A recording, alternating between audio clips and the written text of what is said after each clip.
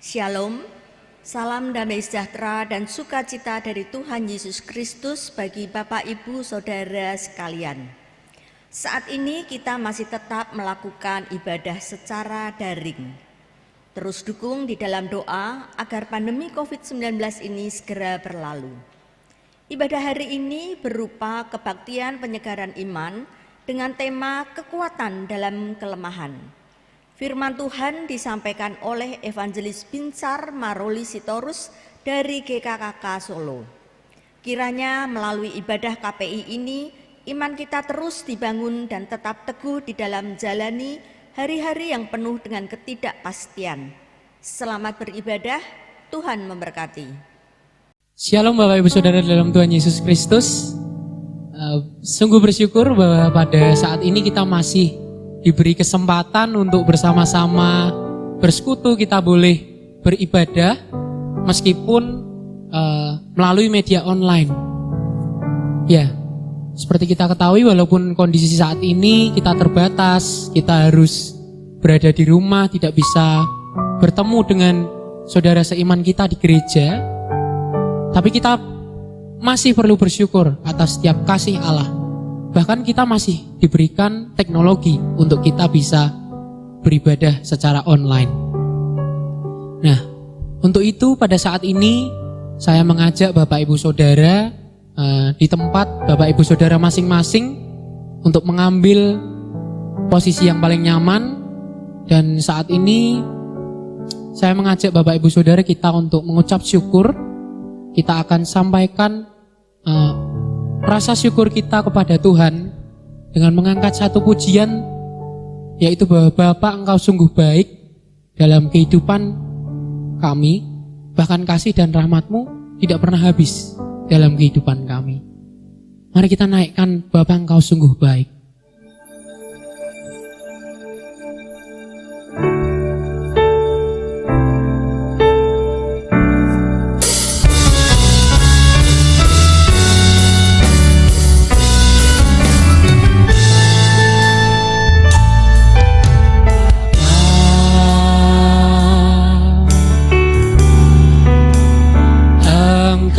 Sungguh baik, kasih-Mu melimpah di hidupku.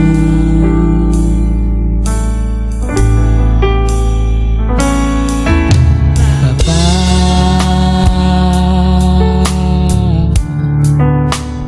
ku berterima kasih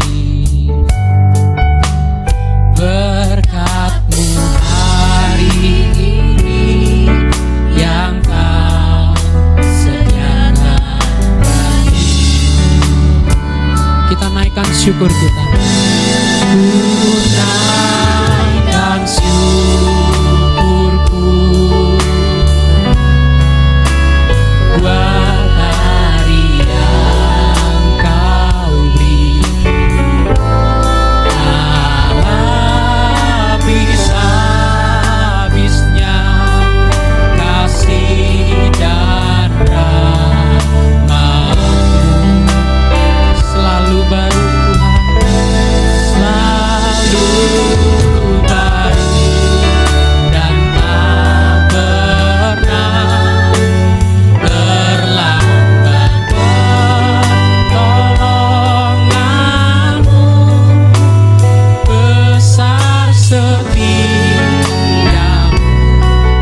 di sepanjang hidup.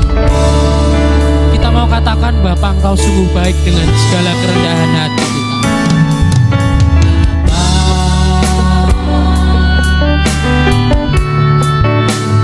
Engkau sungguh baik,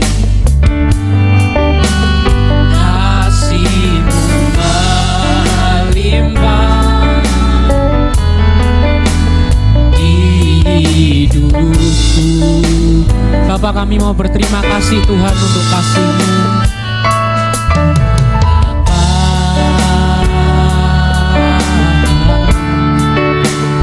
ku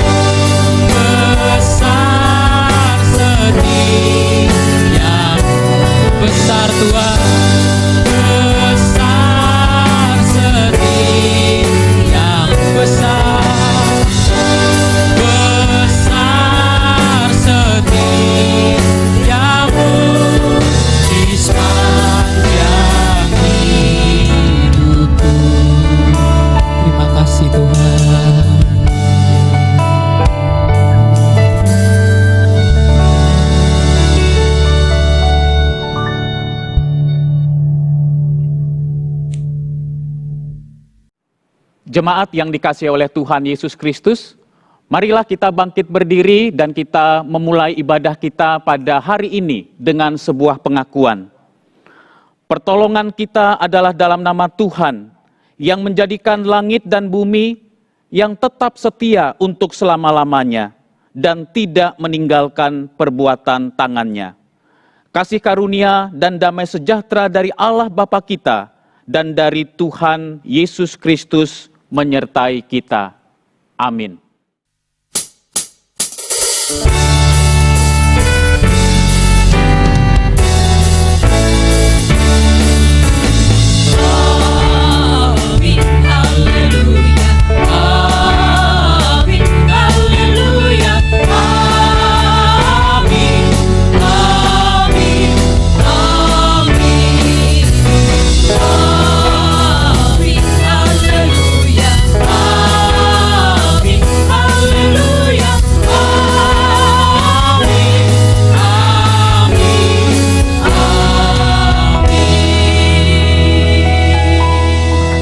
Begitu besar kasih Allah bagi kita umat manusia, dan saat ini pun saya percaya bahwa setiap kita yang bersama-sama beribadah secara online pasti dilingkupi oleh sukacita yang datangnya hanya dari Tuhan. Amin. Amin.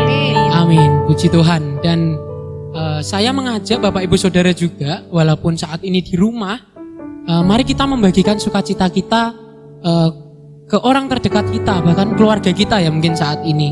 Mungkin kita bisa memeluk, mencium papa, mama, kakak, adik gitu ya, suami, istri gitu ya. Bisa kita bagikan kasih Tuhan, sukacita kita pada hari ini. Entah mengucapkan selamat hari Minggu Pak, selamat hari Minggu Mah, atau apapun yang bisa kita ucapkan. Mari Bapak Ibu Saudara saya ajak di rumah masing-masing kita berbagi sukacita. Nah, saat ini pun kita tetap akan memuji dan memuliakan Tuhan. Kita akan menyerukan kebaikan Allah dalam kehidupan kita. Kita mau katakan bahwa Tuhanlah kekuatan dan mazmur dalam hidup kita, yang menjadi gunung batu dan keselamatan dalam hidup kita. Kita mau percaya sebagai anaknya, kita mau angkat satu pujian dengan penuh semangat, hatiku percaya.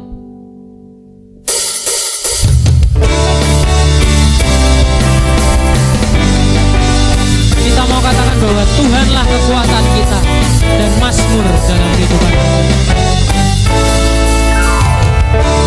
Tuhanlah kekuatan dan mazmurku, ya gunung batu dan keselamatanku. Hanya padamu hatiku percaya, Kaulah menara dan kota perlindungan. Ku mau selalu bersyukur Tuhan, ku mau selalu bersyukur, sebab cintamu padaku takkan pernah berubah. Hatiku percaya, walau bumi bergoncang, gunung-gunung beranjak, namun kasih setiamu tak pergi dariku. Tuhanlah kekuatan dan mazmurku, bahkan Dia gunung batu dan keselamatanku. Hanya padanya kita percaya.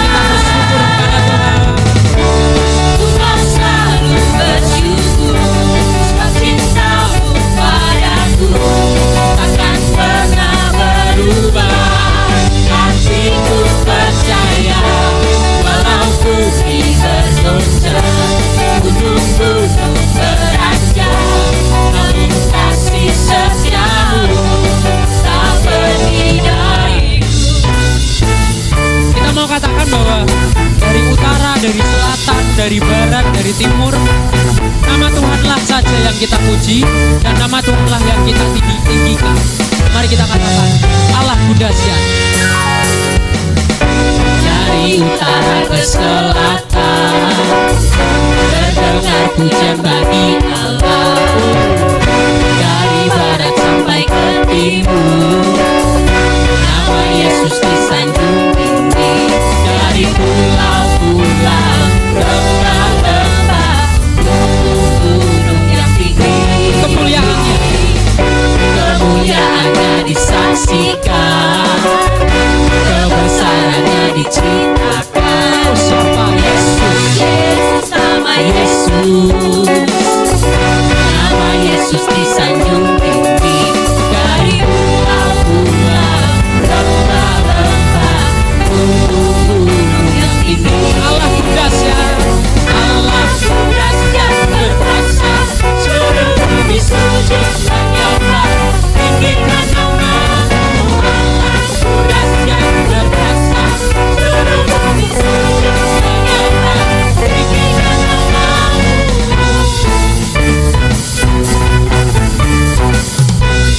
kita katakan, Tuhanlah kekuatan dan dari utara ke selatan kita katakan bahwa pujian hanya bagi Allah.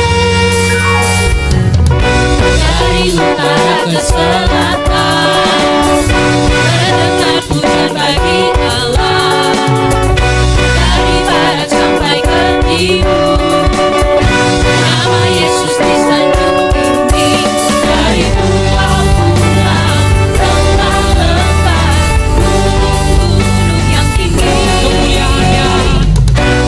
kemuliaannya disaksikan, kebesarannya diceritakan.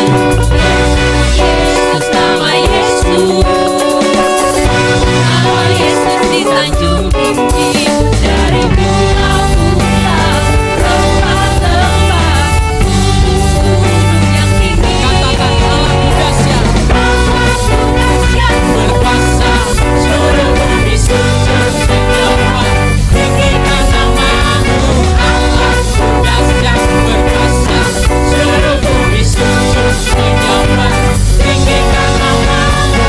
Allahku dahsyat berkuasa, seluruh bumi sujud menyembah, tinggikan nama-Mu. Allahku dahsyat berkuasa, seluruh bumi sujud menyembah, tinggikan nama-Mu. Tinggikan nama-Mu. Tinggikan nama-Mu. Allahku dahsyat.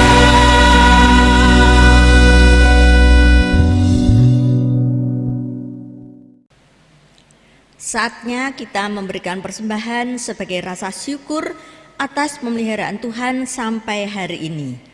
Nats persembahan terambil dari Mazmur 96 ayat 8, demikian bunyinya. Berilah kepada Tuhan kemuliaan namanya, bawalah persembahan dan masuklah ke pelatarannya. Mari kita berdoa. Bapa Surgawi, kami mengucap syukur atas penyertaan pemeliharaan-Mu kepada kami semua hingga saat ini. Saat ini kami mau memberikan persembahan kami, biarlah kami boleh memberikan dengan hati yang tulus dan penuh sukacita. Biarlah berkat-Mu yang sudah Engkau limpahkan kepada kami, biarlah boleh menjadi berkat buat gereja-Mu di tempat ini. Terima kasih ya Bapa, kami mohon berkat-Mu untuk tangan-tangan yang Engkau gerakkan untuk memberikan persembahan. Biarlah persembahan ini boleh dipakai untuk kemuliaan kerajaan gereja-Mu di tempat ini. Terima kasih ya Bapa, terima kasih di dalam nama Tuhan Yesus kami berdoa dan mengucap syukur. Amin. Persembahan dapat dikumpulkan sesuai tayangan berikut ini.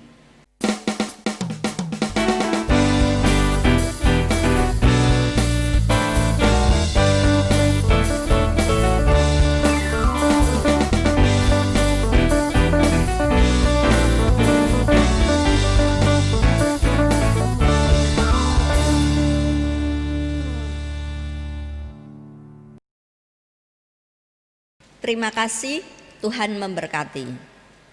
Ya, sungguh bersyukur kita sudah boleh memuji memuliakan nama Tuhan, kita boleh bersukacita melalui puji-pujian kita dan Saat ini Bapak Ibu Saudara, saya ajak Bapak Ibu Saudara, mari kita saatnya mempersiapkan hati kita, mempersiapkan telinga dan pikiran kita untuk mendengarkan firman Tuhan.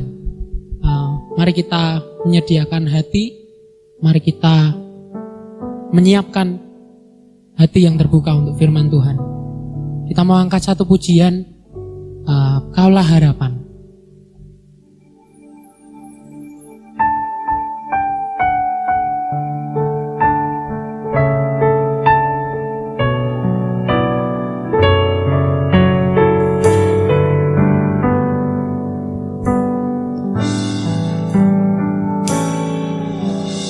Bukan dengan kekuatanku ku dapat jalani hidupku, tanpa Tuhan yang di sampingku ku tak mampu sendiri. Engkaulah kuatku yang menopangku.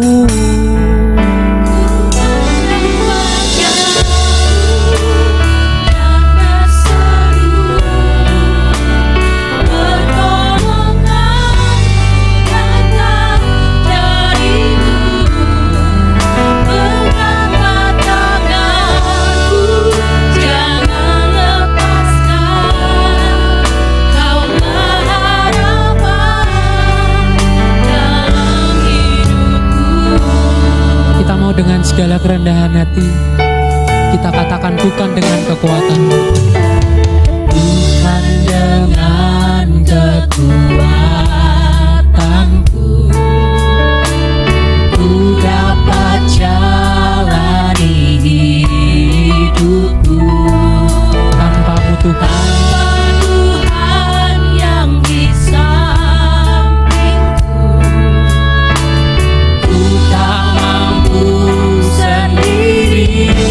Engkaulah kuatku Tuhan, Engkaulah kuatku, Kau menopang kami, yang menopangku.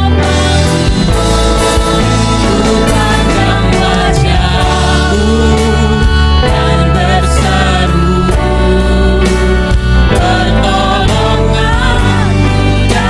Jangan lepaskan, Kaulah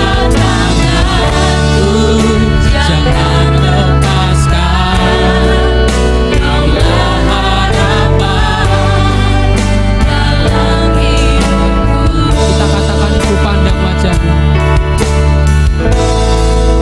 ku pandang wajah-Mu dan berseru, pertolonganku datang dari-Mu. Peganglah tanganku, jangan lepaskan, Kaulah harapan dalam hidupku.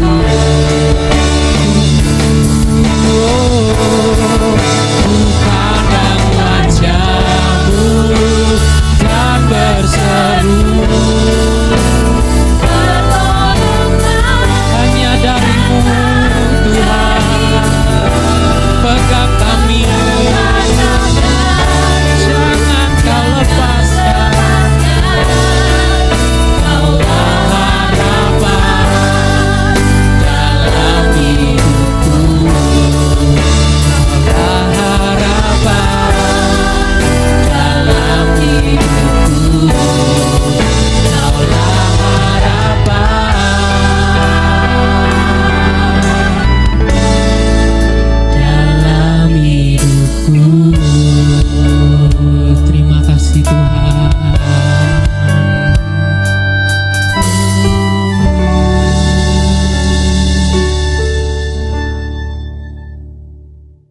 Bapak Ibu, Saudara-saudara yang dikasihi oleh Tuhan Yesus Kristus, sebelum kita sama-sama membaca dan merenungkan sebagian dari kebenaran firman Tuhan, mari kita merendahkan hati kita di hadapan Tuhan, kita berdoa memohon pertolongan dari Allah Roh Kudus.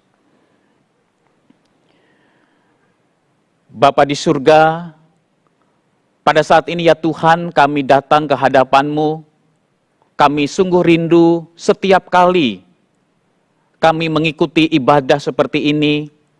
Motivasi kami adalah selalu kami ingin lebih mengenal, mengalami, dan mengasihi Tuhan di dalam kehidupan ini. Pada saat ini ya Tuhan kami ingin membaca dan merenungkan akan sebagian dari kebenaran firman-Mu. Kami sungguh memohon biarlah kiranya Allah Roh Kudus memimpin dan menolong kami. Sehingga sungguh-sungguh ya Tuhan motivasi kami adalah selalu ketaatan. Bagaimana kami makin hari, makin bertumbuh menjadi manusia yang Tuhan inginkan. Jadikanlah hati kami ya Tuhan, boleh menjadi tanah yang baik ketika ditaburi oleh benih kebenaran firman-Mu.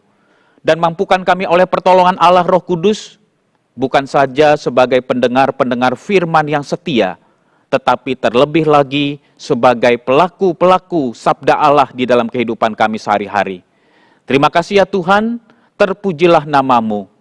Di dalam nama Tuhan Yesus Kristus Juru Selamat kami bersyukur dan berdoa. Amin. Salam Bapak Ibu Saudara-saudara yang dikasihi oleh Tuhan Yesus Kristus. Pada saat ini saya ingin mengajak kita untuk sama-sama membuka satu bagian firman Tuhan yang terambil dari surat 2 Korintus pasal yang ke-12. Surat 2 Korintus pasal yang ke-12 ayat 7 sampai dengan yang ke-10. 2 Korintus pasal yang ke-12 ayat 7 sampai dengan yang ke-10.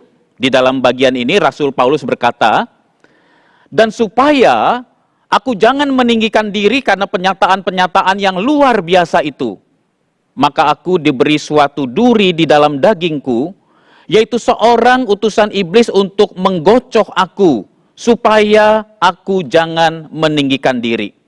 Tentang hal itu aku sudah 3 kali berseru kepada Tuhan, supaya utusan iblis itu mundur daripadaku. Tetapi jawab Tuhan kepadaku, cukuplah kasih karuniaku bagimu, sebab justru dalam kelemahanlah kuasaku menjadi sempurna. Sebab itu terlebih suka aku bermegah atas kelemahanku, supaya kuasa Kristus turun menaungi aku. Karena itu aku senang dan rela di dalam kelemahan, di dalam siksaan, di dalam kesukaran, di dalam penganiayaan dan kesesakan oleh karena Kristus. Sebab jika aku lemah, maka aku kuat." Bapak Ibu, saudara-saudara yang dikasihi oleh Tuhan, di dalam interaksi saya, saudara, dengan banyak orang selama masa pandemi COVID-19 ini, saya memperhatikan, saudara, setiap orang memberikan tanggapan dan respons yang berbeda-beda di dalam masa pandemi COVID-19 ini. Ada orang-orang tertentu, saudara, yang ketika bertemu dengan saya, berbincang-bincang dengan saya, setiap kali saya bertemu dengan mereka, selalu yang keluar dari mulut mereka, mengeluh, dan terus mengeluh.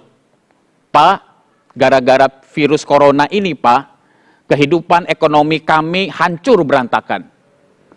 Pak, gara-gara virus corona ini, saya tidak bisa melakukan ini dan itu, kebebasan saya sangat terganggu, Pak." Bapak Ibu, saudara-saudara yang dikasihi oleh Tuhan, saya bukannya tidak punya empati terhadap pergumulan orang di tengah-tengah situasi yang sulit seperti ini, saudara. Tetapi poin yang ingin saya ajak untuk kita pikirkan dan kita renungkan, kalau kita hidup hanya terus-menerus berkeluh kesah di dalam hidup ini, kalau hidup kita, saudara, hanya berkutat dan berfokus kepada besarnya dan sulitnya masalah yang sedang kita hadapi pada saat ini, saudara, maka saya kena percaya justru akan membuat kita makin hari makin lelah secara emosi. Dan kita akan kehilangan gairah dan semangat, saudara, di dalam menjalani kehidupan ini. Bapak Ibu, saudara-saudara yang dikasihi oleh Tuhan, itulah sebabnya saya setuju dengan orang bijak yang pernah berkata seperti ini. Kita bukan ditentukan oleh situasi hidup atau peristiwa hidup yang sedang kita alami. Tetapi diri kita lebih ditentukan bagaimana kita bersikap terhadap setiap peristiwa-peristiwa hidup, bagaimana kita bersikap terhadap masalah-masalah hidup yang kita alami. Dengan kata lain, saudara, saya ingin menyimpulkan perkataan dari orang bijak ini adalah ingin mengajak kita untuk bersikap seperti ini. Bahwa sikap kita terhadap sebuah masalah itu jauh lebih penting dari besarnya masalah yang sedang kita hadapi. Nah, Bapak Ibu, saudara-saudara yang terkasih di dalam Tuhan, pada saat ini saya ingin mengajak kita untuk merenungkan bagaimana Rasul Paulus pernah mengalami satu pergumulan dan permasalahan yang berat di dalam hidupnya, yaitu berkaitan dengan Paulus itu mengalami duri di dalam daging yang membuatnya sangat menderita, saudara. Bapak Ibu, saudara-saudara yang dikasih oleh Tuhan, kalau kita membaca 2 Korintus pasal yang ke-12, ayat 1 sampai dengan yang ke-6 ini, saudara, kita melihat di dalam bagian ini, dari ayat 1 sampai 6 diceritakan bahwa Paulus itu mengalami satu pengalaman yang spektakuler, mengalami sebuah penglihatan yang luar biasa. Yaitu 14 tahun yang lalu, sebelum dia menulis surat ini kepada jemaat di Korintus. Rasul Paulus itu, saudara, mengalami satu pengalaman rohani yang luar biasa, yaitu diangkat ke surga oleh Tuhan. Nah, saudara-saudara, kalau kita memperhatikan ayat yang selanjutnya, ayat yang ke-7 sampai dengan ayat yang ke-10, saudara, di dalam bagian ini, Paulus menceritakan kesaksian pribadinya, supaya dia tidak meninggikan diri. Dia tidak menjadi orang yang sombong oleh karena pengalaman yang luar biasa itu, yang tidak semua rasul, bahkan tidak semua orang bisa mengalami itu. Maka di dalam dirinya ada suatu duri di dalam daging yang membuat Paulus untuk menjadi pribadi yang rendah hati. Bapak, Ibu, saudara-saudara yang dikasih oleh Tuhan, banyak penafsiran, saudara, apa yang dimaksud dengan duri di dalam daging yang dialami oleh Rasul Paulus di dalam bagian ini. Ya, ketika saya, saudara, membaca beberapa tafsiran berkaitan dengan 2 Korintus pasal yang ke-12 ini, ada beberapa penafsir yang menafsirkan duri dalam daging itu adalah berkaitan dengan penyakit fisik yang dialami oleh Paulus. Ada juga yang menafsirkan duri dalam daging ini adalah berkaitan dengan penganiayaan yang dialami oleh Paulus di dalam pelayanannya. Ada juga yang menafsirkan duri dalam daging ini adalah semacam gangguan psikis atau gangguan emosional, saudara, semacam depresi berkala yang dialami oleh Rasul Paulus. Dan ada juga yang menganggap bahwa duri dalam daging ini adalah semacam godaan seksual yang dialami oleh Paulus semasa hidupnya. Ya, oleh karena kita tahu, saudara, bahwa Rasul Paulus itu semasa hidupnya dia tidak menikah. Nah, tetapi, saudara, yang jelas dari pengkajian saya setelah membaca dan merenungkan bagian ini dan memperhatikan pandangan dari beberapa penafsir, kita sampai kepada 2 kesimpulan berkaitan apa yang dimaksud dengan duri dalam daging di dalam bagian ini. Yang pertama, saudara, kita harus memahami bahwa duri di dalam daging yang dimaksudkan oleh Rasul Paulus di sini, saudara, tidak boleh kita pahami sebagai sebuah keterikatan Paulus terhadap dosa tertentu. Jadi kita tidak boleh menafsirkan duri dalam daging ini seperti ini, saudara. Oh, Paulus itu, dia itu terikat terus-menerus kepada dosa tertentu. Dan dosa tertentu yang terus-menerus yang dia lakukan ini membuat dia tidak nyaman, membuat dia merasa bersalah, membuat dia terganggu di dalam pelayanannya.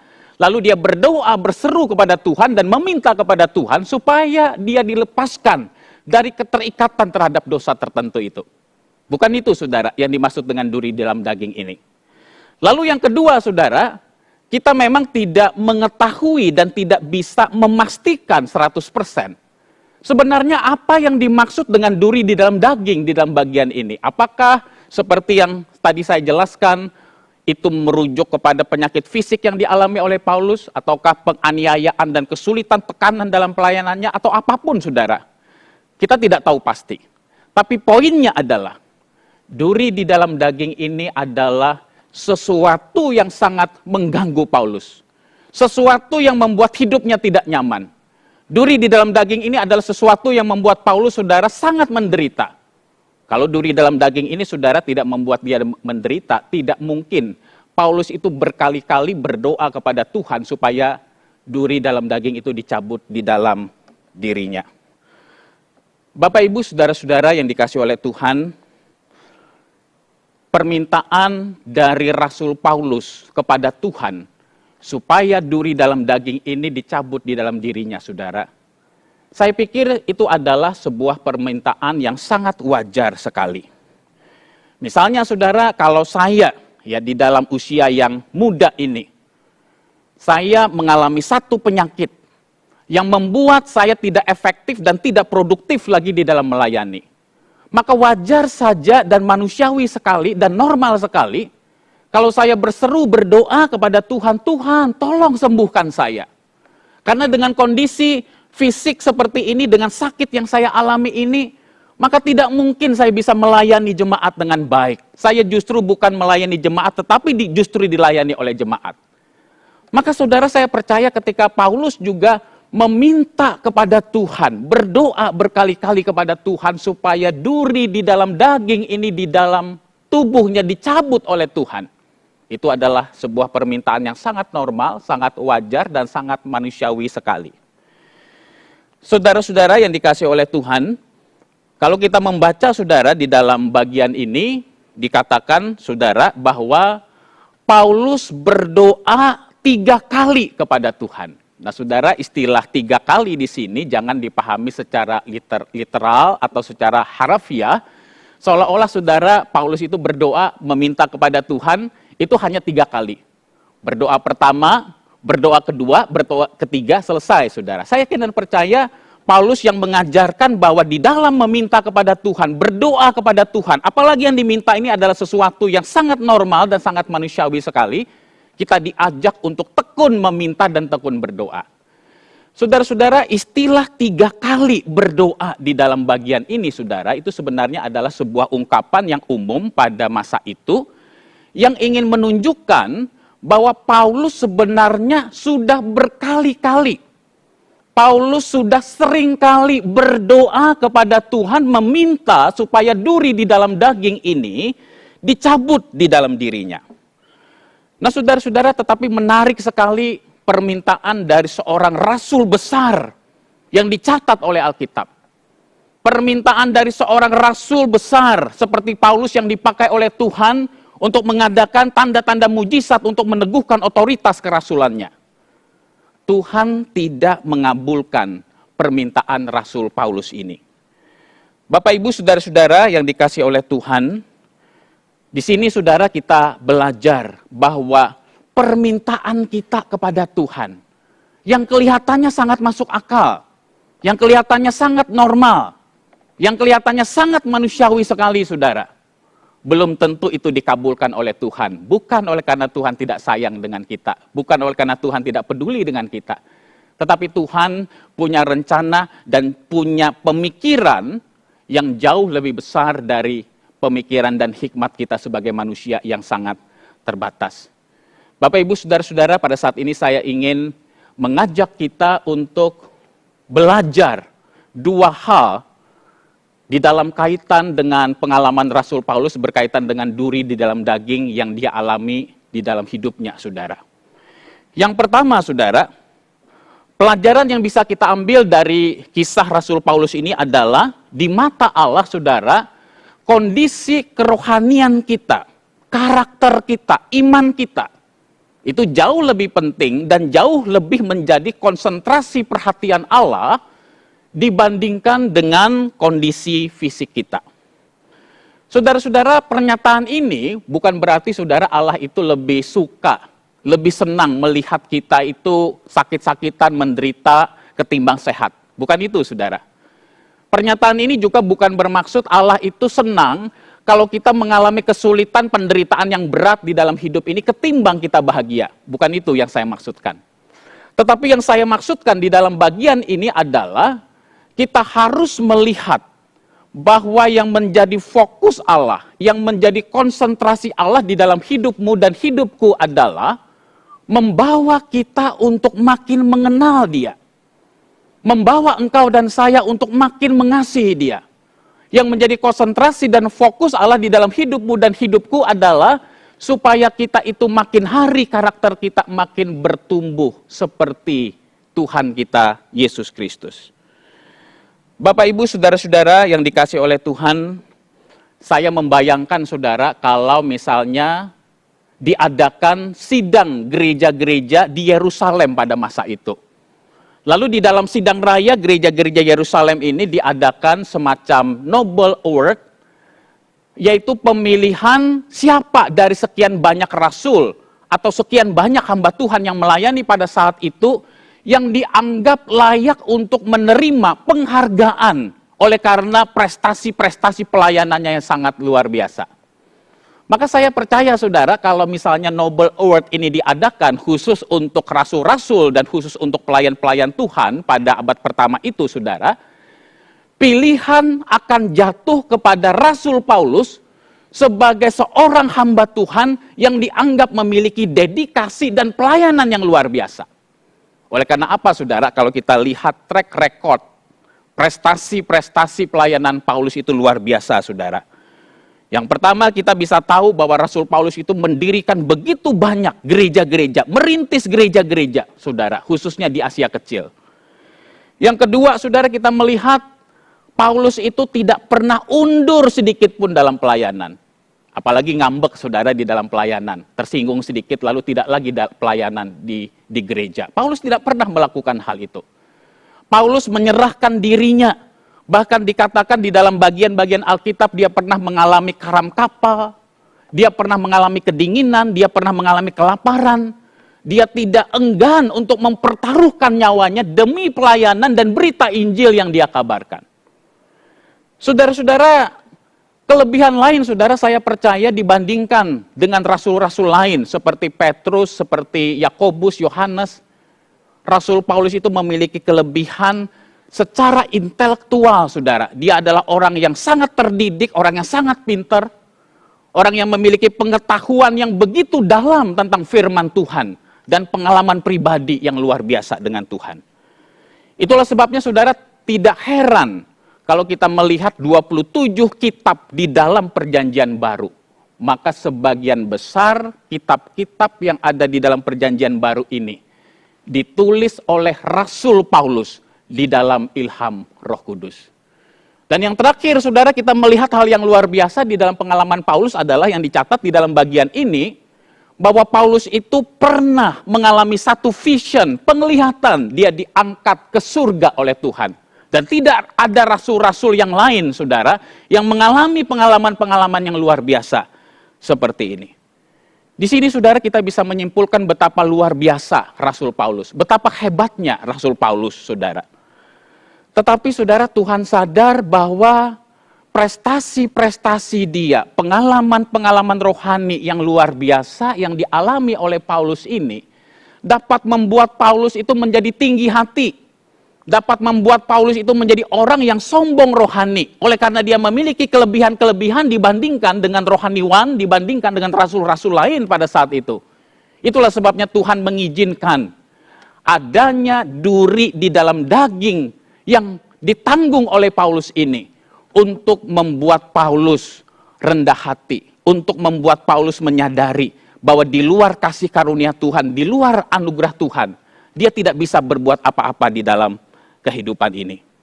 Bapak Ibu, saudara-saudara, maka saya kenan percaya, saudara, duri di dalam daging yang ada di dalam diri Paulus diizinkan oleh Tuhan, bukan oleh karena Tuhan tidak peduli dan tidak sayang dengan Paulus. Duri di dalam daging ini diizinkan dialami oleh Paulus bukan untuk menjatuhkan Paulus, tetapi justru untuk menopang Paulus di dalam pelayanannya, supaya dia tidak jatuh di dalam kesombongan rohani, dan membuat Paulus untuk senantiasa terus-menerus bergantung kepada anugerah kekuatan Allah di dalam hidupnya. Bapak, Ibu, saudara-saudara yang dikasih oleh Tuhan, apa gunanya duri dalam daging ini dicabut oleh Tuhan di dalam diri Paulus? Tetapi pada akhirnya, saudara, nanti Paulus akan menjadi pribadi yang sombong, menjadi pribadi yang tinggi hati, menjadi pribadi yang tidak lagi bergantung terus-menerus kepada anugerah Allah di dalam pelayanannya.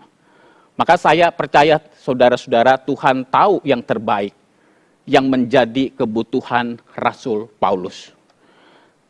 Bapak Ibu, saudara-saudara yang dikasihi oleh Tuhan, ada seorang penulis Kristen dan juga sekaligus pembicara motivasi atau motivator saudara yang bernama Joni Eareckson Tada. Saudara-saudara, pada usia 18 tahun, dia itu mengalami satu kecelakaan saudara yang mengakibatkan lehernya patah, dan dampak daripada leher yang patah ini adalah bagian tubuhnya dari leher sampai ke bawah saudara itu mengalami kelumpuhan.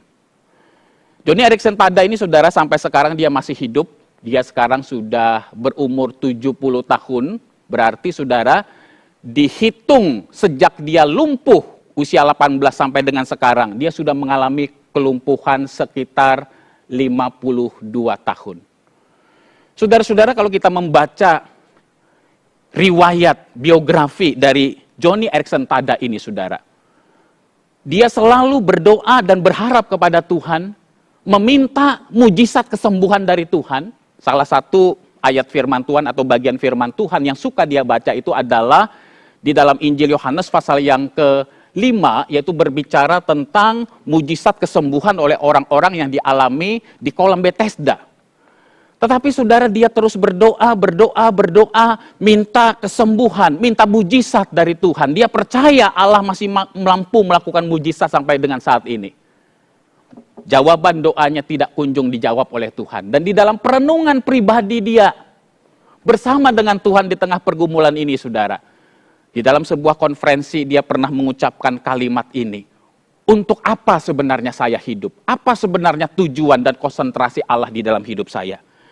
Saudara-saudara, Joni Eareckson Tada mengucapkan satu kalimat yang menyadarkan dan mengingatkan kepada kita semua. Bahwa Allah lebih berfokus membentukku untuk makin serupa dengan anaknya daripada meninggalkanku dalam zona zamanku. Allah lebih tertarik pada kualitas batin daripada keadaan-keadaan luar atau keadaan-keadaan eksternal diriku. Hal-hal seperti memurnikan imanku, membuatku rendah hati, membersihkan pikiranku, dan menguatkan karakterku. Bapak Ibu, saudara-saudara, sekali lagi kita harus ingat, ketika Tuhan menebus dan menyelamatkan kita, maka yang menjadi fokus Allah, konsentrasi Allah, adalah membuat hidupmu dan hidupku makin hari makin bertumbuh serupa dengan karakter Kristus. Hal yang kedua, saudara, yang bisa kita pelajari di dalam bagian ini adalah bahwa pertolongan Tuhan, saudara, di dalam kehidupan kita, itu tidak selalu Allah mengubah sesuatu yang buruk menjadi sesuatu yang baik. Tentu Allah bisa lakukan itu. Tetapi jawaban doa yang Allah lakukan terhadap kita tidak selalu seperti itu. Bisa jadi, saudara, Tuhan tetap mengizinkan kita di dalam keadaan yang sulit, bahkan malah tambah besar kesulitan yang kita hadapi. Tetapi bentuk pertolongan Allah, bentuk jawaban doa yang Allah berikan kepada kita, bentuknya apa? Dia memberikan kekuatan kepada kita untuk bisa menanggung semuanya itu. Dia memberikan kekuatan di dalam hidupmu dan hidupku, supaya kita tetap bisa setia kepada Tuhan dan memuliakan Tuhan di tengah-tengah situasi yang sulit dan situasi yang buruk di dalam hidup ini. Bapak, Ibu, saudara-saudara, kalau kita berpikir, saudara, menurut ukuran dunia, mungkin Rasul Paulus itu memiliki alasan yang sah, alasan yang sangat masuk akal untuk dia kecewa, untuk dia komplain kepada Tuhan. Tetapi saudara, menarik sekali di dalam seluruh catatan Alkitab, di tengah-tengah penderitaan, di tengah-tengah duri di dalam daging yang membuat Rasul Paulus menderita, saudara, tidak pernah Paulus itu komplain, protes, kecewa kepada Tuhan. Paulus tidak pernah, saudara, berkata kepada Tuhan, Tuhan tahu enggak, saya itu sudah menyerahkan diri saya segala-galanya. Saya itu tidak pernah hitung-hitungan di dalam melayani Engkau. Masakan Tuhan, aku meminta supaya duri dalam daging ini saja dicabut, Engkau tidak mau mendengarkan doaku. Rasul Paulus tidak pernah berkata seperti itu, saudara. Rasul Paulus juga tidak pernah berkata kepada Tuhan, Tuhan, aku ini tidak minta yang aneh-aneh kepada Engkau. Aku tidak minta supaya aku jadi orang kaya. Aku tidak minta supaya aku punya jabatan, kedudukan, dan pengaruh yang besar. Tidak Tuhan, aku cuma minta satu hal dalam hidup ini. Tolong cabut duri dalam daging ini. Paulus juga tidak pernah mengatakan hal yang demikian. Saudara-saudara yang terkasih di dalam Tuhan. Di dalam bagian ini saudara, kita diingatkan bahwa apa yang menurut pemikiran kita, itulah yang terbaik di dalam hidup kita. Paulus berpikir bahwa dengan dicabutnya duri di dalam daging itu, itulah yang terbaik di dalam hidupnya. Tapi sekali lagi, Tuhan yang maha besar, Tuhan yang maha mulia, Tuhan yang hikmatnya tidak terbatas. Tuhan yang lebih mengerti apa sebenarnya yang menjadi kebutuhan kita. Tuhan tidak mengizinkan hal itu terjadi di dalam diri Paulus. Jawaban doa yang Paulus terima, bukanlah duri di dalam daging itu dicabut di dalam dia. Tetapi jawaban doanya adalah Tuhan memberikan anugerah kekuatan kepada Paulus di tengah duri dalam dagingnya untuk tetap setia, untuk tetap melayani Tuhan dengan giat. Itulah sebabnya saudara di dalam ayat yang ke-9 saudara, di situ dikatakan Tuhan berkata kepada Rasul Paulus, "Cukuplah kasih karuniaku bagimu. Sebab justru di dalam kelemahanlah kuasaku menjadi sempurna." Nah saudara-saudara perhatikan istilah kasih karunia yang ada di dalam ayat yang ke-9 ini. Ya, istilah kasih karunia di sini saudara dikaitkan, dihubungkan dengan istilah kuasa. Jadi dengan kata lain, cukuplah kasih karuniaku bagimu Paulus. Tuhan sebenarnya hendak berkata adalah kasih karunia yang dimaksudkan di sini adalah berupa Tuhan memberikan kekuatan kepada Rasul Paulus untuk bisa menanggung duri dalam daging itu. Tuhan memberikan kekuatan kepada Rasul Paulus di tengah penderitaannya, di tengah sakitnya, di tengah pergumulannya, untuk dia tetap boleh melayani Tuhan dengan setia. Dan di tangan Allah, dia menjadi pribadi yang tetap luar biasa, yang boleh mengasihi Tuhan dengan setia seumur hidupnya. Bapak, Ibu, saudara-saudara yang dikasihi oleh Tuhan, di dalam kisah Rasul Paulus ini, saudara, kita juga belajar satu hal, bahwa berkat Tuhan di dalam hidup kita itu tidak selalu, saudara, berkat itu berbicara tentang hidup yang lancar, segala sesuatu dipermudah oleh Tuhan. Ya betul, itu adalah berkat Tuhan. Berkat Tuhan itu, saudara, tidak selalu berkaitan dengan kesehatan yang kita terima, kekayaan, kesuksesan di dalam hidup ini. Betul, sekali lagi itu adalah berkat Tuhan. Tetapi ada berkat Tuhan yang lain, yang disebut sebagai spiritual blessings, berkat rohani yang menjadi fokus dan konsentrasi Allah di dalam hidupmu dan hidupku. Yaitu apa, saudara? Berkat yang membawa kita lebih mengenal dan lebih mengasihi Tuhan dalam hidup ini. Berkat yang membawa kita di dalam iman dan kerohanian kita makin lebih bertumbuh mengasihi Tuhan di dalam kehidupan ini. Itu pun, saudara, adalah berkat dari Tuhan. Betapa banyak orang, saudara, punya harta, punya kekayaan, punya jabatan, punya kedudukan, saudara, tetapi dia tidak disertai dengan hati yang takut akan Tuhan, tidak disertai dengan iman yang taat kepada Tuhan. Akhirnya, saudara, orang ini dengan hartanya, dengan kesuksesannya, dengan segala kekayaannya, saudara, justru bukan menjadi berkat bagi banyak orang, tetapi justru menjadi batu sandungan dan mempermuliakan nama Tuhan. Bapak, Ibu, saudara-saudara yang dikasihi oleh Tuhan, kita harus sadar, saudara, bahwa sejak manusia jatuh ke dalam dosa, maka penderitaan, air mata, dan sakit penyakit itu adalah bagian yang tidak terelakkan, saudara, di dalam hidup manusia. Orang yang mengalami kanker, saudara, itu adalah sesuatu yang sifatnya tidak pandang bulu. Orang Buddha bisa mengalami kanker, orang Islam bisa mengalami kanker, orang Kristen bisa mengalami kanker. Tidak peduli agama kita apa, tidak peduli suku kita apa, tidak peduli apakah kita percaya Tuhan Yesus atau tidak, engkau dan saya juga punya potensi bisa terkena COVID-19, saudara. Oleh karena apa? Oleh karena sekali lagi kita harus sadar, kita hidup di dalam dunia yang tidak ideal, yang sudah cemar oleh karena dosa.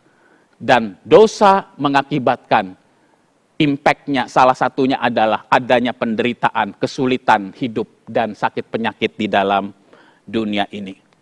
Bapak, Ibu, saudara-saudara yang dikasihi oleh Tuhan, ketika kita merenungkan pengalaman Rasul Paulus berkaitan dengan duri di dalam daging yang dialaminya ini, saudara, maka kita sampai kepada sebuah kesimpulan. Bahwa apa yang baik menurut persepsi kita, menurut pemikiran kita, belum tentu itu baik menurut pemikiran Tuhan. Tetapi apa yang baik menurut Tuhan, maka itu pasti juga adalah yang baik untuk diri kita. Bapak, Ibu, saudara-saudara yang dikasihi oleh Tuhan, kenapa saudara saya percaya akan kebenaran dari statement ini? Oleh karena saya meyakini, saudara, jika Allah kita adalah Allah yang betul-betul sempurna di dalam hikmat-Nya. Allah kita adalah Allah yang sempurna di dalam kasih dan kebaikan-Nya. Allah kita adalah Allah yang sempurna di dalam kesetiaan-Nya, saudara. Orang tua dunia saja, saudara, yang berdosa, yang punya kelemahan, selalu ingin memberikan yang terbaik buat anak-anaknya. Apalagi Bapa kita di surga. Allah yang maha suci, Allah yang tidak berdosa, saudara. Allah yang sempurna kebaikan-Nya. Dia tahu apa yang menjadi kebutuhan anak-anaknya. Dan dia tahu apa yang terbaik buat anak-anaknya. Bapak, Ibu, saudara-saudara yang terkasih di dalam Tuhan, sikap kita terhadap masalah, sikap kita terhadap sebuah kesulitan, sikap kita terhadap kelemahan diri kita, itu jauh lebih penting dari masalah yang sedang kita hadapi. Bapak, Ibu, saudara-saudara yang dikasihi oleh Tuhan, ada sebuah kisah nyata, saudara, di sebuah gereja yang besar, sejak ditinggalkan oleh gembalanya, saudara, yang meninggal dunia pada saat itu di usia 70 tahun, saudara. Maka gereja yang besar ini, saudara, perlahan-lahan mengalami kemerosotan, penurunan baik secara kuantitas dan juga kualitas. Sudah banyak pendeta-pendeta dan hamba Tuhan yang diundang untuk melayani dan menggembalakan di gereja itu, saudara, tetapi tidak ada satupun pendeta atau rohaniwan yang memiliki kualifikasi yang bisa menandingi kehebatan dari gembala atau pendeta sebelumnya. Nah, suatu kali, saudara, gereja besar ini menemukan seorang pendeta muda yang pada saat itu berusia sekitar 40 tahun. Pendeta ini adalah pendeta yang luar biasa, multi talent, kaya di dalam talenta. Orang yang sangat pandai berkhotbah, orang yang memiliki kemampuan pastoral, pendekatan terhadap jemaat sangat baik, luar biasa, dia seorang yang energik. Nah, saudara-saudara, akhirnya pendeta muda yang berusia 40 tahun ini, saudara, menggembalakan gereja besar ini, dan gereja ini makin hari makin bertumbuh, makin banyak, makin pesat, saudara. Jika dibandingkan dengan kepemimpinan gembala sebelumnya yang meninggal usia 70 tahun itu. Tetapi sayangnya, saudara, suatu hari pendeta muda ini mengalami kecelakaan yang parah, yang mengakibatkan, saudara, walaupun dia tidak meninggal dunia, tetapi kedua kakinya harus diamputasi. Berbulan-bulan dia dirawat di rumah sakit, berbulan-bulan, saudara, dia terbaring di tempat sakitnya, sampai akhirnya, saudara, dia harus mengenakan kaki palsu di dalam menjalani kehidupannya sehari-hari. Bapak, Ibu, saudara-saudara yang dikasihi oleh Tuhan, kehidupan dari pendeta muda ini berubah drastis. Dulu dia adalah orang yang sangat energik, dulu dia orang yang bisa kesana kemari, dulu dia sangat produktif, sangat dikagumi oleh jemaat, oleh karena dia memang seorang hamba Tuhan yang multi talent, yang punya talenta yang banyak sekali, saudara. Tetapi sejak dia pakai kaki palsu, banyak hal yang tidak bisa lagi dia kerjakan sendiri di dalam hidupnya. Dia tidak bisa lagi seproduktif yang dulu. Dan sekarang dia merasakan justru jemaat itu bukan lagi melihat dia dengan sorot mata kekaguman. Tetapi sorot mata jemaat itu kelihatannya pilu, kelihatannya menaruh belas kasihan yang dalam terhadap dirinya. Saudara-saudara, perubahan keadaan drastis yang dialami oleh pendeta muda ini menimbulkan satu perasaan yang membuat dirinya tidak berharga lagi. Membuat dia merasa tidak berguna lagi di dalam hidup ini, saudara. Tetapi, saudara, perasaan dan pergumulan ini dia hanya simpan di dalam hatinya. Dia tidak cerita kepada siapa-siapa. Tetapi dia merasa ada sesuatu yang membuat dia tidak bergairah lagi di dalam menjalani pelayanan dan kehidupannya sehari-hari. Saudara-saudara yang dikasih oleh Tuhan, suatu kali saudara jemaat menemukan bahwa ternyata pendeta ini bunuh diri di kamar pribadinya.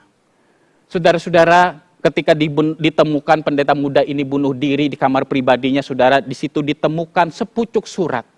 Di dalam surat itu, saudara, dia menceritakan, dia mengungkapkan penderitaan batin yang dia alami.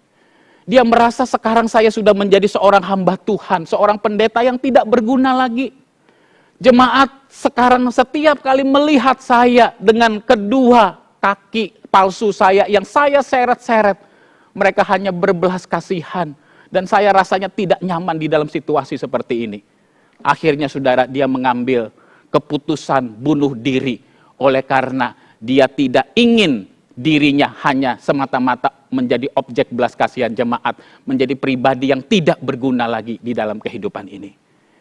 Bapak Ibu saudara-saudara yang dikasih oleh Tuhan, ketika mendengar kisah nyata ini saudara, saya belajar untuk menempatkan diri di dalam perasaan dari pendeta ini. Tidak mudah kalau itu terjadi pada diri saya.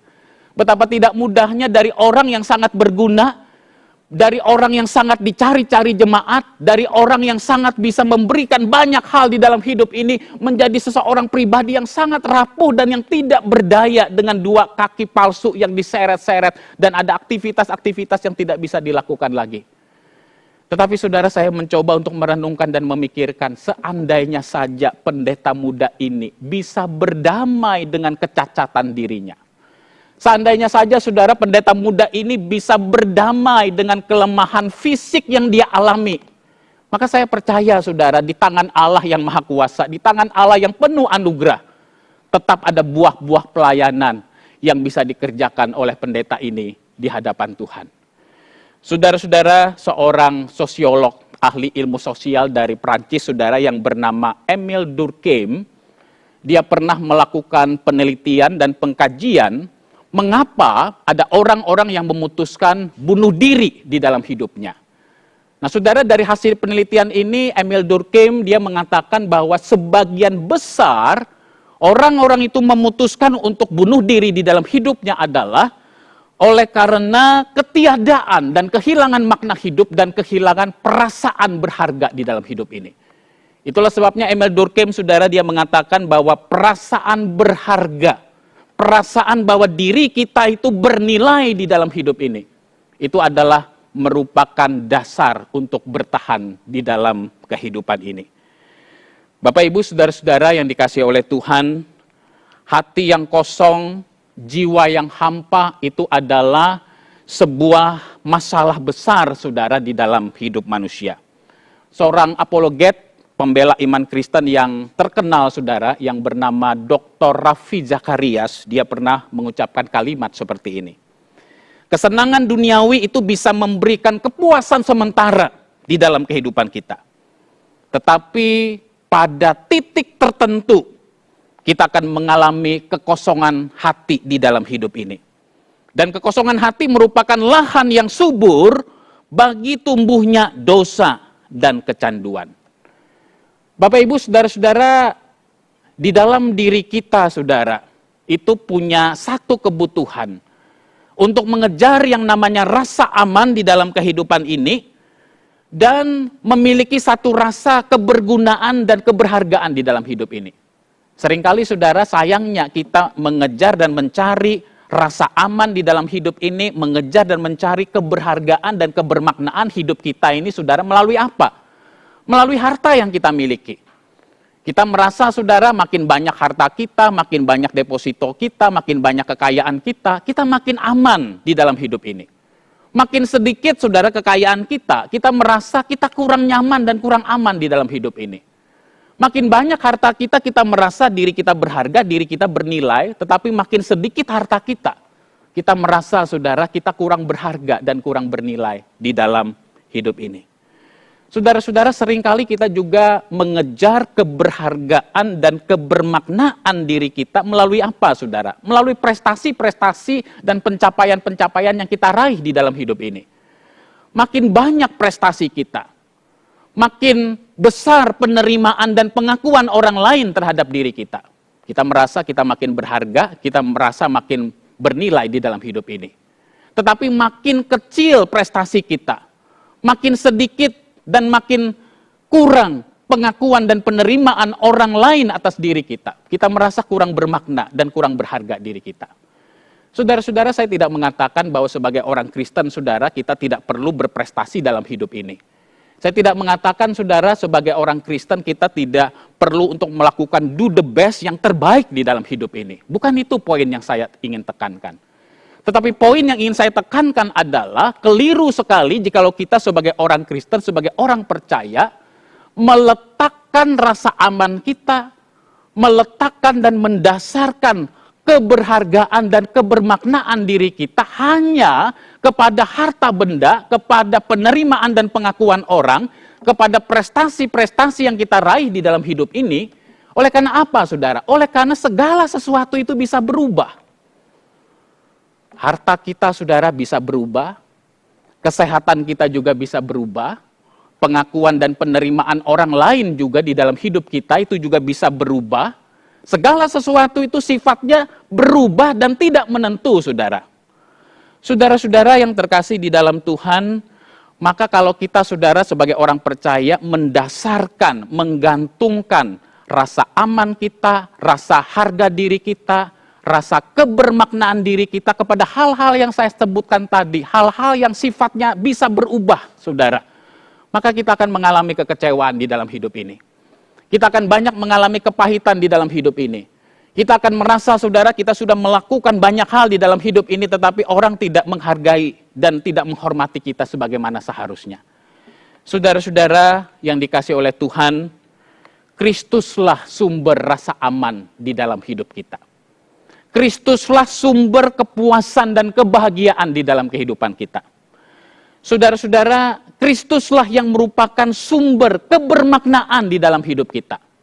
Dimiliki oleh Tuhan Yesus dan memiliki relasi dengan Kristus. Itulah yang menjadi dasar di mana hidup kita ini berharga dan bernilai di matanya. Sekalipun mungkin kita punya kelemahan-kelemahan dan keterbatasan-keterbatasan di dalam kehidupan ini. Bapak, Ibu, saudara-saudara yang dikasih oleh Tuhan, berbahagialah dan diberkatilah orang, saudara, yang menjadikan Kristus sebagai sumber kebahagiaan, sumber kepuasan, sumber rasa aman, dan sumber kebermaknaan di dalam hidupnya. Tuhan memberkati dan memimpin kita semua. Amin. Bapak, Ibu, saudara-saudara yang jemaat yang dikasih oleh Tuhan, marilah kita hening, tenang, dan berdiam diri di hadapan Tuhan. Kesulitan hidup, penderitaan, dan pandemi COVID-19 yang sedang kita alami pada saat ini seharusnya menyadarkan kita bahwa kita bukanlah manusia yang luar biasa di luar kasih karunia Tuhan. Bapak, Ibu, saudara-saudara yang dikasih oleh Tuhan yang mengikuti ibadah pada hari ini, baik yang ada di rumah maupun dimanapun saudara berada, saya ingin supaya kita bersama-sama meresponi kebenaran firman Tuhan pada hari ini. Yang pertama, adakah di antara saudara yang mengikuti ibadah pada saat ini yang ingin berkata kepada Tuhan Yesus, Tuhan Yesus, saya ingin menjadikan Engkau sebagai sumber rasa aman, sebagai sumber kebahagiaan, sumber keberhargaan di dalam kehidupan ini.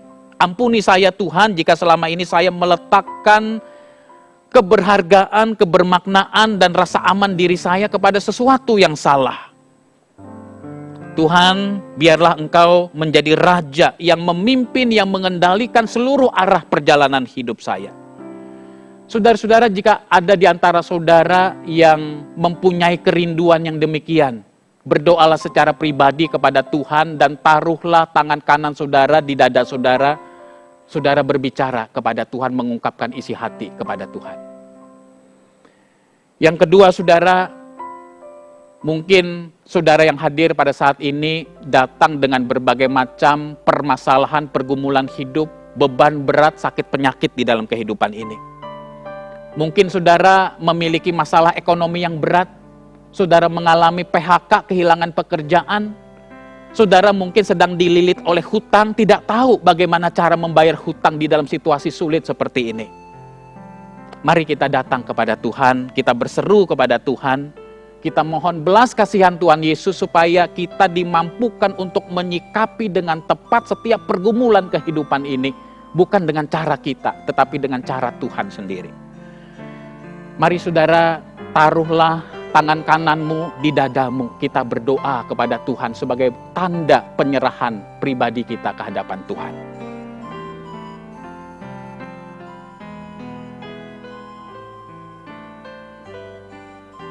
Bapa di surga, Engkau melihat setiap pergumulan yang dihadapi oleh jemaat-Mu. Engkau melihat setiap anak-anak-Mu yang mengikuti ibadah pada saat ini, yang menaruh tangan kanannya di dada sebagai lambang, sebagai tanda penyerahan diri kepada Tuhan. Hamba-Mu berdoa ya Tuhan, biarlah di dalam situasi yang sulit, di dalam situasi yang tidak mudah seperti ini. Dan mungkin ada di antara kami yang mengalami keputusasaan, bahkan mengalami kekecewaan di dalam kehidupan ini. Tuhan, Engkaulah sumber pengharapan kami. Tuhan, Engkaulah gunung batu kami. Tuhan, Engkaulah sumber perlindungan kami. Nyatakan kemurahan dan belas kasihan-Mu ya Tuhan bagi jemaat-Mu. Dan biarlah ya Tuhan kami menjadikan Engkau sebagai sumber kebahagiaan, sumber kepuasan, sumber kebermaknaan di dalam kehidupan kami. Sehingga ya Tuhan di tengah-tengah kesulitan, penderitaan dan air mata, kami justru bukan makin menjauh dari Tuhan, tetapi justru makin mendekat dan melekat kepadamu. Hanya Engkaulah gunung batu dan perlindungan kami. Bapa di surga, kami juga berdoa ya Tuhan, untuk majelis dan aktivis di Gereja Kristen Indonesia Taman Majapahit ini. Berilah kepada mereka hikmat dan bijaksana-Mu ya Tuhan, bagaimana melayani jemaat di dalam situasi seperti ini. Berikanlah ide-ide yang segar, berikanlah kemampuan untuk kreatif di dalam menyapa, di dalam menjangkau jemaat di dalam situasi yang tidak mudah di dalam masa pandemi COVID-19 ini. Kami juga berdoa ya Tuhan untuk persiapan-persiapan yang dilakukan oleh gereja untuk membuka kembali rumah ibadah untuk ibadah tatap muka. Kiranya juga Tuhan pimpin dan tolong untuk seluruh hamba Tuhan dan juga majelis boleh mengambil keputusan-keputusan yang tepat, timing yang tepat, kapan mereka harus kembali memulai pembukaan rumah ibadah. Dan biarlah segala sesuatu protokol kesehatan yang sedang digumulkan dan dipersiapkan betul-betul dapat disosialisasikan kepada jemaat. Terima kasih ya Tuhan, terpujilah nama-Mu. Engkaulah gunung batu kami, Engkaulah sumber pengharapan kami. Kami percaya kami adalah pribadi yang berharga di mata-Mu, dimiliki oleh Kristus dan memiliki Kristus. Itulah yang menjadi sumber rasa aman, sumber kebahagiaan, dan sumber kebermaknaan di dalam hidup kami. Di dalam nama Tuhan Yesus Kristus, kami bersyukur dan berdoa. Amin. Sungguh bersyukur kita sudah boleh mendengarkan firman Tuhan pada hari ini, dan sebentar kita akan kembali ke dalam aktivitas kita sehari-hari. Kita akan kembali menjalankan aktivitas kita walaupun dari rumah. Tapi kiranya firman yang sudah diberikan oleh Tuhan pada hari ini benar-benar bisa menancap dalam hati kita, dan kita pun dapat menjadikannya pegangan dalam setiap aktivitas dalam kehidupan kita. Dan kita pun saat ini hendak menyampaikan bahwa kita mau percaya dan setia kepada Allah bahkan sampai akhir kehidupan kita. Kita mau angkat satu pujian sampai akhir hidupku.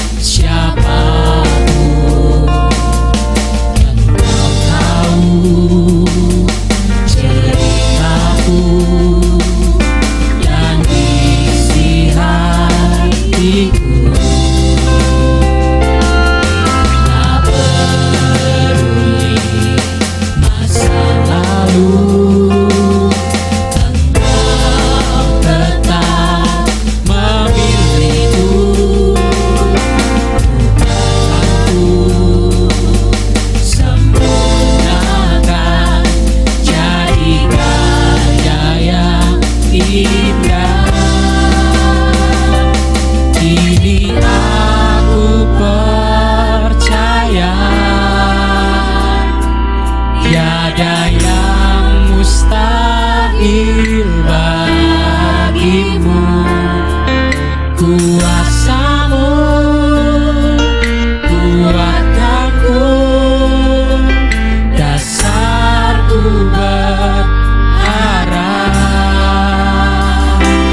Kini aku berserah pada rancanganmu bagiku. Ku ikuti panggilanmu, ku tak setia sampai akhir hidupku.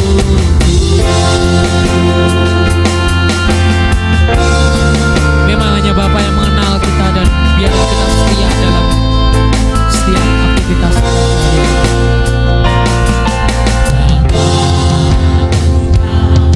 Mengenalku lebih dari siapapun. Engkau tahu Tuhan ceritaku dan isi hatiku. Engkau tak melihat masa lalu kami, masa lalu. Tetap memilihku, ubahkanku, sempurnakan, jadikan yang indah. Kini aku percaya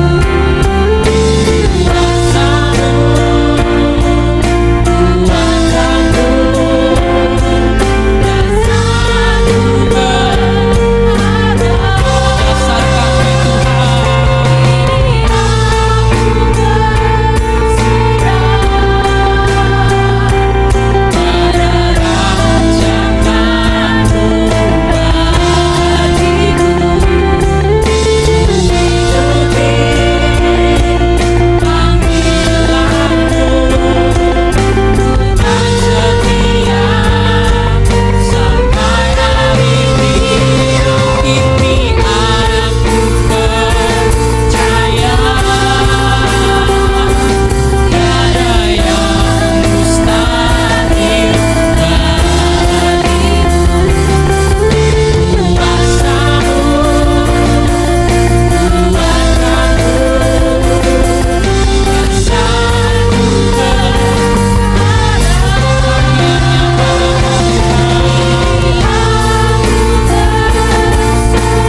Kami serahkan hati ini bagiku.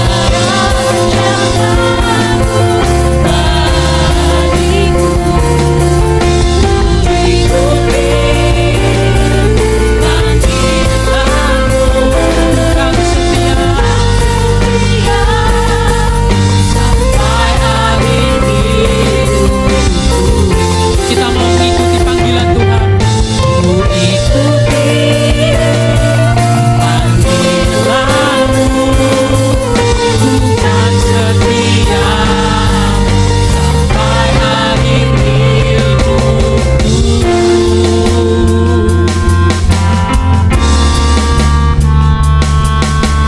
Kami mau setia Tuhan hanya padamu. Amin.